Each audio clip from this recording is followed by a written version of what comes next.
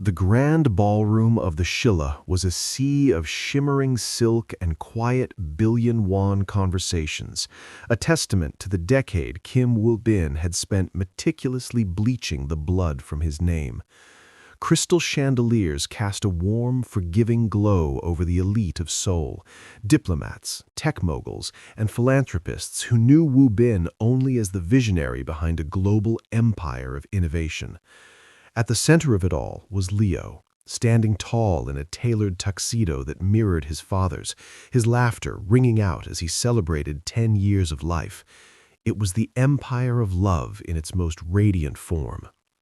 The disruption arrived not with a bang, but with a silent, coordinated grace that made the hair on the back of Woobin's neck stand up.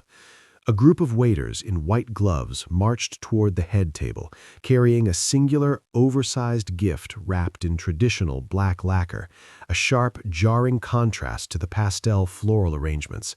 They moved with a rhythmic, military precision that bypassed the private security team, who were momentarily distracted by a sudden, synchronized flicker of the ballroom's lights.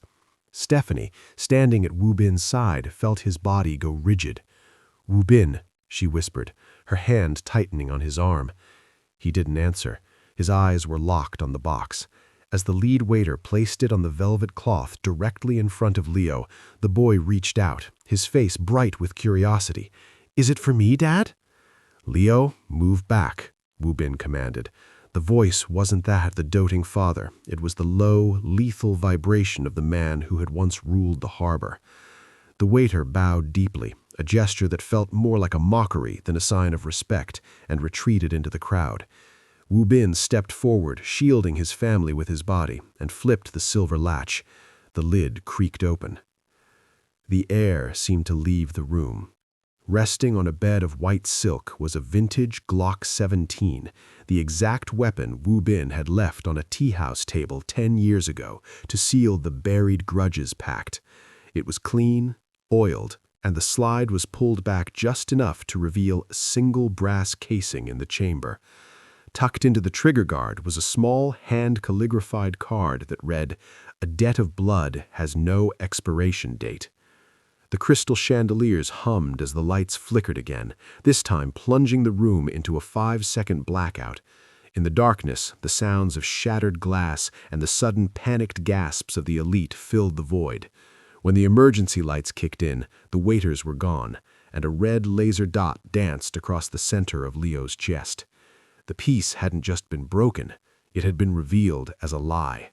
The old guard hadn't stayed buried, they had simply been waiting for the heir to be old enough to understand the price of his father's sins. The transition from the panicked elegance of the ballroom to the subterranean command center of the estate was a blur of high-speed armored transport and silent, heavy-hearted resolve. While the city above remained oblivious to the tectonic shift in the underworld, the screens in Woobin's private sanctum began to bleed red.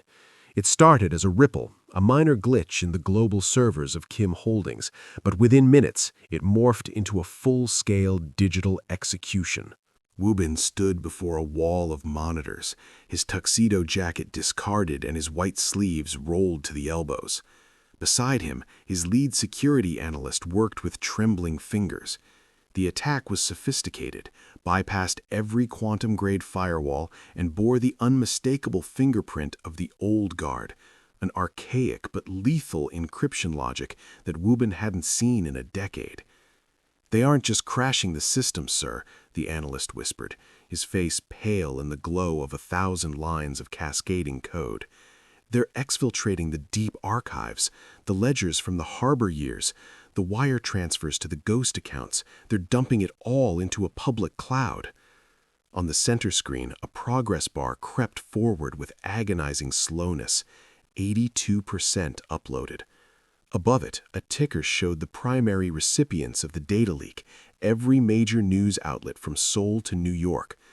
The ghost of Woobin's past was being resurrected in high definition. Every life he had broken, every shipment of contraband he had overseen, and every blood-stained deal that built his foundation was about to be served to the world as breakfast news.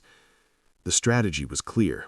If they couldn't kill him in the glass fortress, they would destroy the reputation that protected his family's peace. They were stripping away the clean facade he had built for Stephanie and the children, leaving only the monster underneath for the world to judge. "Can we kill the power?" Woobin asks, his voice a low, dangerous rasp. "They've looped the satellites, sir. If we cut the local link, it triggers an automatic mirror broadcast. It's a dead man switch," the analyst replied. Woobin watched the bar hit 90%. In the reflection of the glass, he saw Stephanie standing in the doorway, her eyes wide as she realized the magnitude of the exposure. The empire of love was being dismantled bite by bite. This wasn't a war fought with bullets, but with truth, a weapon Woobin had no defense against. The world was about to find out exactly who had been tucked into their beds for the last 10 years. And once the secret was out, there would be nowhere left for Leo to hide. "Find the origin point," Woobin commanded, as he narrowed as the progress bar flickered to 98%. "They want the world to see the ghost. I want to see the person holding the lantern." The digital fallout was still cascading through the estate's servers when the physical silence of the house became unbearable. While Woobin was submerged in the tactical nightmare of the command center, Leo moved through the darkened hallways like a shadow of the man he was destined to become. The red laser dot from the ballroom still felt like a burn on his chest, a brand that had awakened a cold, sharp curiosity. He didn't go to his mother, he went to the one place he was always forbidden to enter, his father's private library. The room smelled of old paper and expensive tobacco, a sanctuary of a man who had tried to bury his history in leather-bound books. He bypassed the desk and headed for the floor-to-ceiling mahogany shelves. He had seen his father touch a specific volume of poetry. Once, not to read it, but as a key. With a soft click, a concealed panel slid back, revealing the red file, a physical ledger that Woobin had kept as a final insurance policy against the old guard. Leo pulled the heavy folder onto the floor, his small hands trembling as he flipped it open. The first thing he saw wasn't text, but photos. Grainy, black and white images of a younger, colder version of his father standing over men who were bleeding and broken.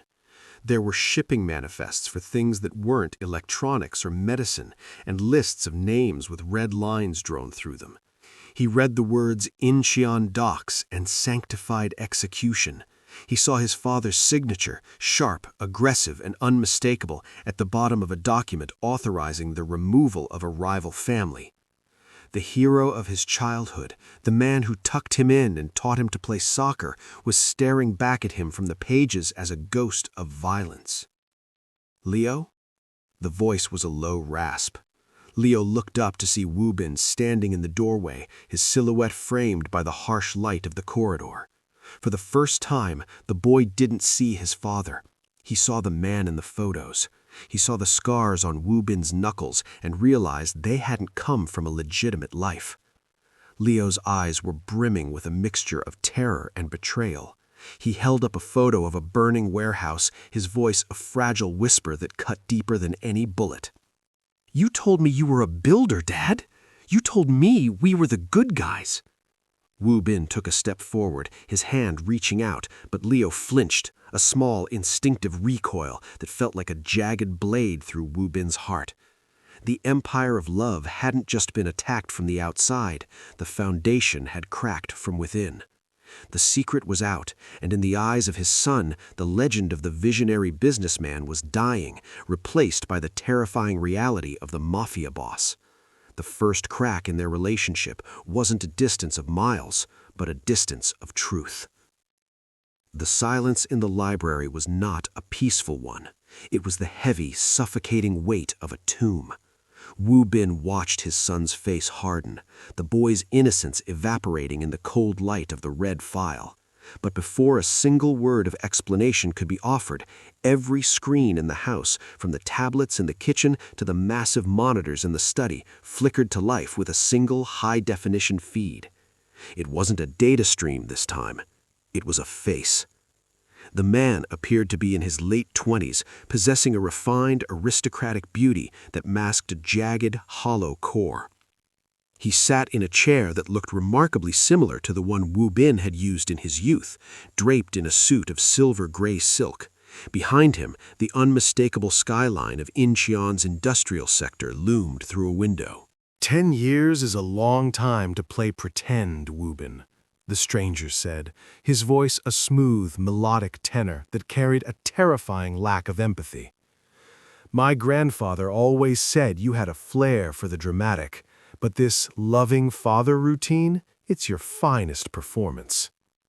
Woobin stepped in front of Leo, shielding the boy's eyes from the screen, though the damage was already done. Who are you? The young man leaned forward, a slow, predatory smile spreading across his lips. The name was scrubbed from your ledgers, of course. You exiled my bloodline to the dirt of Southeast Asia and thought the sea would swallow us. I am Min Ho, the grandson of the man you broke at the harbor, the man you left to rot while you built this glass cage of yours. Minho's eyes shifted, focusing on the sliver of Leo visible behind Woobin's shoulder. I grew up hearing stories of the great Kim Woobin. My grandfather didn't want me to be a businessman. He wanted me to be the consequence you never saw coming. You traded your throne for a nursery, thinking the debt was settled. But interest has a way of compounding in the dark. The antagonist took a slow sip from a crystal glass, his movements fluid and hauntingly reminiscent of Woobin's own tactical precision. He was the prodigal enemy, a mirror image of what Leo might become if the cycle wasn't broken. He didn't want Woobin's money or his territory. He wanted to witness the exact moment the empire of love realized it was built on a foundation of corpses. I'm not coming for your life yet, Woobin, Minho whispered, his image beginning to pixelate. That would be too merciful. I'm going to show your son exactly what kind of blood flows through his veins. I'm going to make him watch as you try to be a hero, only to realize you're still the monster who started it all. Welcome back to the war. The digital ghost of Min Ho faded from the screens, leaving the room in a suffocating blue-tinted darkness. Woobin remained motionless, a statue of redirected rage, but it was Stephanie who moved first. She didn't go to the monitors, and she didn't reach for the red file lying open on the floor like a fresh wound. Instead, she walked to the hall closet and pulled out a heavy, locked vanity case she hadn't touched since the night they fled the hospital a decade ago. "Woobin, look at me," she said, her voice devoid of the softness he had come to rely on. He turned, expecting to see the terror of the woman who had hidden in the countryside, but he found a stranger. Her spine was steel, her eyes with a cold, reflective gray of a winter sea. She began to strip the delicate jewelry from her wrists, the bracelets and charms that marked 10 years of a clean life, and tossed them onto the marble counter with a series of sharp final clicks. "You think this is just your war because it's your past," she said, her gaze flickering to Leo, who sat huddled in the corner of the library. "But they're attacking our children's future. If that data dump goes live to the public, Leo and Hana won't just be the children of a businessman. They will be the offspring of a butcher. They will be hunted by the press, shunned by their peers, and haunted by your ghost until they die." She opened the vanity case. Inside wasn't makeup, but a series of encrypted drives and a set of untraceable passports. During her year of hiding, Stephanie hadn't just prayed for safety, she had learned the architecture of shadows. She knew the names of the fixers who worked in the gray spaces between the law and the syndicate, men who wouldn't talk to a man like Woobin, but who would listen to a woman with nothing left to lose. "You can't go back into that world, Stephanie," Woobin rasped, his hand gripping the edge of the desk so hard the wood groaned. "I promised you'd never have to see it again." "The promise was broken the moment that box was placed in front of my son," she countered. She stepped closer, her lavender scent now masked by the metallic tang of old adrenaline. You are the hammer, Woobin. You handle the old guard and Minho, but I am the shield. I'm going to find the digital brokers who are holding the mirror sites for that data. I'm going to buy, bribe, or threaten them into silence. She leaned in, her forehead pressing against his. For a moment, the empire of love flickered in the dark. I won't let them turn our son into a target. If I have to become a ghost again to ensure he stays a boy, then that is my choice. Don't try to stop me. Just make sure that when I come back, there's no one left to follow me home. The salt air at the Incheon docks didn't smell like the future. It smelled like the rusted, iron-scented blood of Woobin's youth. The cranes loomed over the harbor like skeletal giants, their shadows stretching across the same concrete where Woobin had once earned his reputation with a blade and a cold heart. But tonight, as he stepped out into the freezing mist, he wasn't carrying a weapon. He had promised Stephanie a clean shift, and that meant facing the ghosts of the harbor with the weapons of the man he had become, not the monster he had been.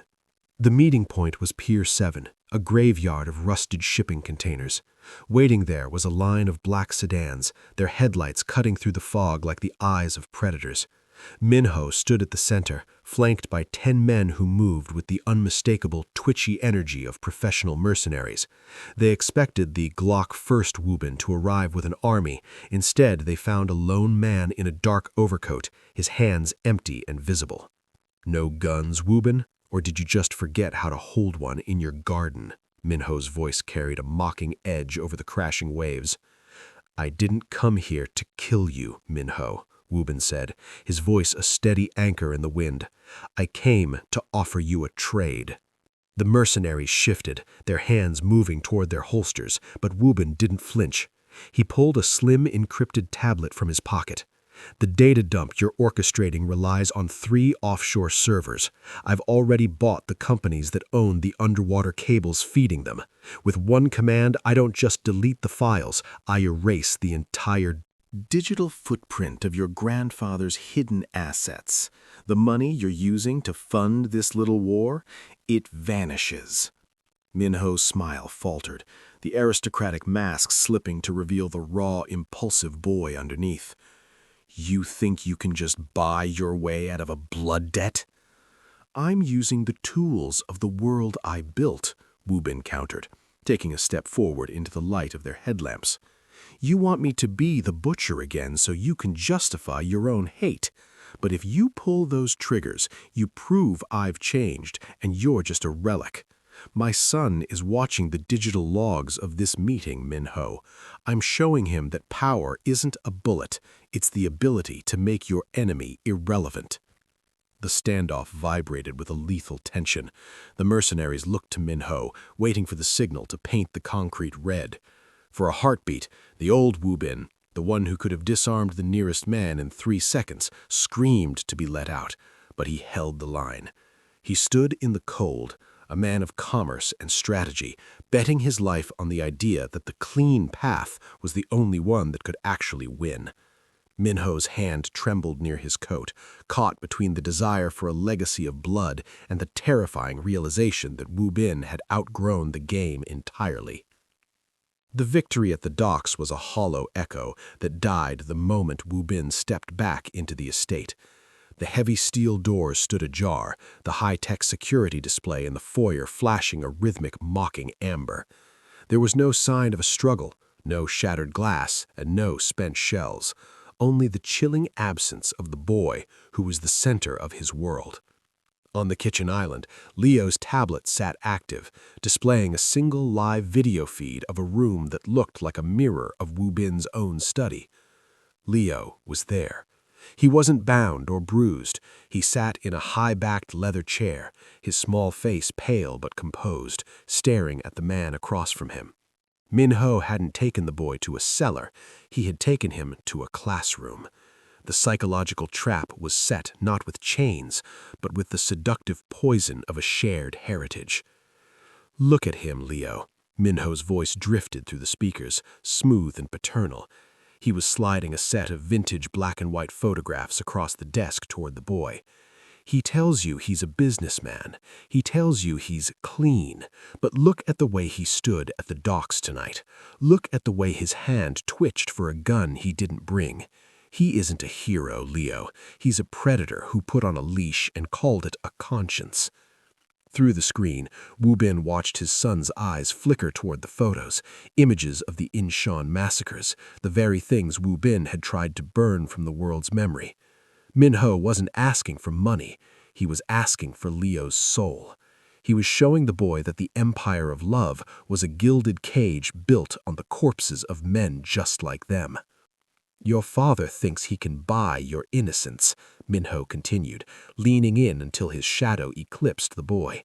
But you can't buy blood. You can only acknowledge it. He's lying to you every time he looks you in the eye. I'm the only one telling you the truth. You aren't a victim here, Leo. You're an heir. And heirs don't hide in nurseries. Woobin gripped the edge of the counter, his knuckles white, his breath hitching as he saw Leo's hand slowly reach out to touch a photograph of a younger Woobin. The boy's expression wasn't one of horror anymore. It was a devastating, analytical curiosity. Min-ho was doing what the old guard had failed to do a decade ago. He was hardening the boy's heart by revealing the rot at the root. The trap was perfect. If Woobin stormed the location with the violence of his past, he would prove Min-ho right, that he was a monster. If he stayed his hand, he would lose his son to the very shadows he had spent 10 years trying to outrun. The war for the nursery had become a war for the mind, and for the first time, Woobin realized that the clean path might be the very thing that allowed his son to be stolen. The location was an abandoned shipyard warehouse, a cathedral of rusted iron and salt-stained concrete that had once served as the primary artery for the Kim syndicate's illicit flow. Woobin entered alone. He didn't wear a vest, and his hands remained open and visible, though the air around him hummed with the dormant energy of a mountain about to collapse. He walked past the armed guards, men who looked at him with a mixture of reverence and terror, and stepped into the center of the vast hollow space where Min-ho sat with Leo. The boy looked up, his eyes glassy with the weight of the truths he had been fed. Min-ho didn't stand. He remained seated behind a desk made of reclaimed shipping crates, a glass of dark amber liquid in his hand. "The king returns to his throne," Min-ho mocked, the sound echoing off the metal rafters. "But you're missing your crown, Woobin, and your teeth." Woobin ignored the taunt, his focus entirely on his son. "Leo, look at me," he said, his voice a steady grounding force in the cavernous room. "I told you I was a builder. I didn't lie. I built a world where you didn't have to see this place, but I forgot to tell you that to build something that lasts, you have to clear the wreckage first." He turned his gaze to Min-ho, a look so sharp it seemed to cut through the dim light. "You think you're teaching him about legacy? You're teaching him about ghosts. You're a man living in a dead man's shadow, trying to drag a child into a grave you've dug for yourself. You think the red file defines me? It's a receipt, Min-ho. It's the price I paid to ensure my son would never have to sit in a chair like yours." Woobin stepped closer, moving into the circle of light until he was inches from the desk. "You want me to be the monster? Fine, but a monster doesn't kill for sport. A monster protects his own.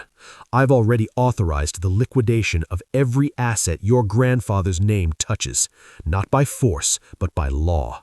By the time the sun rises, the men standing behind you won't be working for a legacy. They'll be working for a ghost with no bank account." He didn't reach for a weapon. He didn't need to. He stood there, the weight of a decade of discipline and the sheer gravity of his legitimate power creating an atmosphere so thick the mercenaries began to glance at one another. He was using the legacy of the Kim name not to threaten their lives, but to erase their future. "Leo, stand up," Woobin said, his voice softening but losing none of its authority. "We're going home, not because I'm forcing you, but because you've seen the truth. The man across from you is a prisoner of the past, I am a man of the future. Choose which one you want to follow." The warehouse grew impossibly cold, the air thick with the smell of stagnant water and the electrical hum of the high-output lamps overhead. Min Ho's composure finally shattered, the aristocratic facade peeling away to reveal a desperate, cornered animal. With a snarl of panicked rage, he reached into the drawer of the crate desk and slammed a heavy matte black handgun onto the surface. He didn't aim it at Woobin. Instead, he slid the weapon toward Leo. "You want the truth, boy? Here it is," Min Ho hissed, his eyes wide and bloodshot. "Your father talks about the future, but his hands are stained so deep the ground cries out when he walks. He destroyed my family. He erased my life before I was even born. If he's really changed, if he's really a man of peace, he won't stop you. Take it. Finish the cycle. Be the hand of justice for every soul he buried in the harbor." Woobin stood perfectly still. His heart hammered against his ribs like a trapped bird, but his face remained a mask of absolute, terrifying calm. He didn't rush the boy. He didn't reach for the gun. He simply watched his son, the child who had once gripped his pinky in a neonatal ward, reach out with a trembling hand and touch the cold steel of the grip. Leo picked up the weapon. It was too heavy for a 10-year-old's hands, the weight forcing him to use both grips to steady the aim. He pointed it directly at his father's chest, the barrel shaking in the dim light. "Leo," Woobin whispered, the name a prayer. "You know who I am, not the photos, not the files. You know the man who holds you when you have nightmares. You know the man who loves your mother." "You lied, Dad. He showed me. You were the monster. You were the one who started the war." "I was," Woobin admitted, stepping directly into the line of fire until the muzzle was inches from his heart. "If you believe that blood is the only thing that matters, if you believe you are born to be a killer because I was one, then pull the trigger. But if you do, the world I built for you dies here, not because of him, but because of your choice." The silence was deafening. Min Ho leaned forward, his face twisted in a silent, expectant grin, waiting for the blood to flow. Leo's finger tightened on the trigger. He looked at the gun, then up at his father's eyes, eyes that held no fear, only an infinite, aching love. With a sudden, violent sob, Leo turned. He didn't fire. He slammed the gun back onto the desk and threw himself into Woobin's arms, burying his face in his coat. "I'm not like him. I'm not like any of you." Woobin wrapped his arms around his son, shielding him from the world once more. He looked over the boy's head at Min Ho, who sat frozen in the realization that he had lost the only thing that mattered. "The debt is paid," Woobin said, his voice a low, final tolling bell, "and my son just broke your cycle." The first light of dawn was a pale, hesitant silver as it crept over the Bukhansan ridges, illuminating the glass fortress not as a monument to power, but as a home that had survived a siege. Inside, the heavy tactical tension had bled away, leaving behind a profound, weary stillness. Woobin sat on the terrace, the cool morning air biting at his skin, watching the city below wake up. A city that would never know how close it had come to seeing the ghost of its dark past reborn. Stephanie sat beside him, her hand draped over his, her fingers tracing the faded scars on his knuckles with a new kind of understanding. She had returned from her own shadow war, having successfully buried the digital leaks back into the deep web through a network of favors and cold, calculated bribes.